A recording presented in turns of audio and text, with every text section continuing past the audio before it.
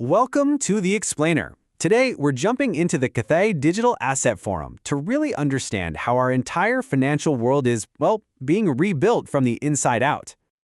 Okay, so let's start with a really cool idea that came up at the forum. You know the transporter from Star Trek? Beam me up, Scotty, where you dematerialize and then instantly reappear somewhere else?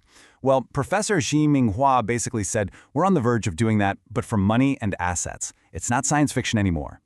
Just think about that for a second. What if you could send the deed to your house or shares in a company across the globe as easily as you send an email? That's the huge promise of digital assets. And yeah, that's exactly why the biggest names in finance are suddenly paying very, very close attention. But, this didn't happen overnight. How did we get here? It's been a slow burn, but that journey from a niche idea to a necessary tool for finance is really starting to speed up. You can really see this evolution in 3 clear stages.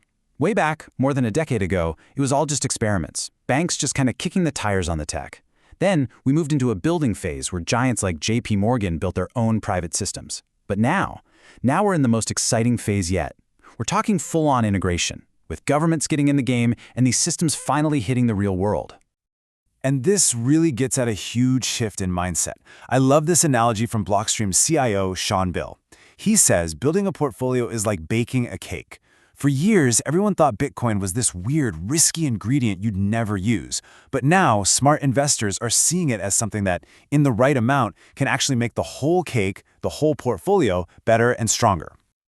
And we're not talking about a small market here. The total value is sitting at $3.4 trillion. To put that in perspective, that's bigger than the entire economy of a country like the UK or France. It's become a force that institutions just can't afford to ignore anymore. So what's actually powering all this growth? To really get what's happening, you need to know the lingo, the basic tools. The forum broke it down into 3 core concepts, and these are pretty much the essential building blocks for this whole new world. First up is RWA tokenization. Honestly, this is the big one. Just think of it like creating a digital twin for a real-world thing. You take something like a building, a piece of art, or a bond, and you create a digital certificate of ownership for it. And once it's digital, it's super easy to trade, to split into tiny pieces, and to manage. Okay, so next we have stablecoins. If RWA tokens are the new assets, well, stablecoins are the new cash you use to buy them. They're basically a digital version of a dollar that lives on the blockchain. They give you a stable way to make transactions without the crazy price swings you see with other cryptos. They're like the oil that keeps this whole new digital economy running smoothly. And all these assets and cash have to travel on some kind of digital highway, right? This table explains it perfectly. A consortium chain is like an ATM network. Only approved banks can run it.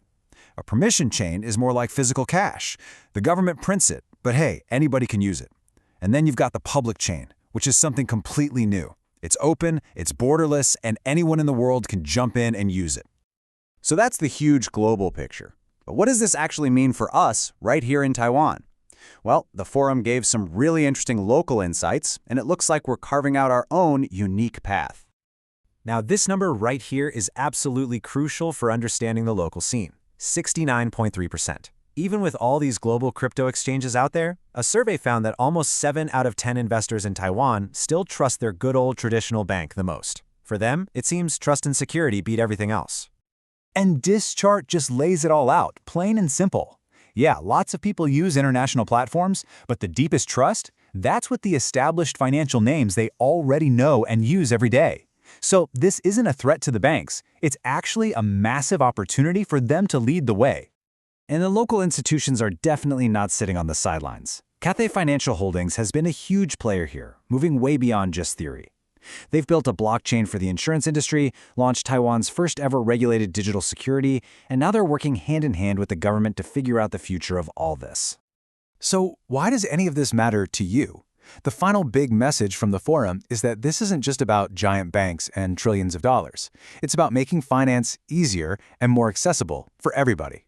What's happening is that financial institutions are building a safe, regulated bridge for all of us to cross into this new world. They're connecting it to stuff you already use, like your bank account. They're building digital vaults to keep your assets safe. And they're working with regulators to cook up new, innovative products that will probably be available to all of us pretty soon. Which brings us to this final, really fun question that came up. As this tech goes mainstream, the possibilities are kind of endless. You could tokenize shares of a company like TSMC, or you could even tokenize the royalty rights to a Jay Cho song. So it makes you think, what part of our world would you want to see put on the blockchain first?